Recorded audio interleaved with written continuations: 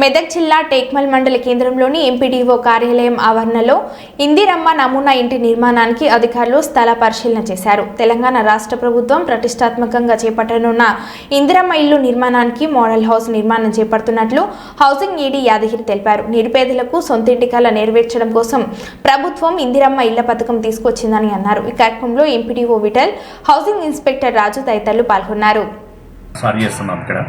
అయితే నిరుపేద ప్రజలైతే ఎవరైతున్నారో ఈ మోడల్ హౌస్ను చూసి వాళ్ళు ఈ విధంగా కట్టుకోవడానికి ఈ మోడల్ హౌస్ను స్టార్ట్ చేస్తున్నాము.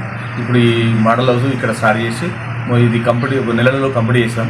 కంప్లీట్ చేసి ఈ విధంగానే విలేజ్లల్లో ఈ మోడల్ ఒక బెడ్రూమ్, ఆ కిచెన్, హాలు, టాయిలెట్స్ ఎలా విధంగా ఉంటాయో అని వాళ్ళకి చూపించి 5 లక్షలతోనే వర్క్ కంప్లీట్ చేయించి అదే 5 లక్షలతో వాళ్ళు అప్పుల పాలు కాకుండా వాళ్ళకి తగిన స్తోమతతో నిర్మించుకోవడానికి ఒక ఉద్దేశం, ప్రభుత్వ ఉద్దేశం.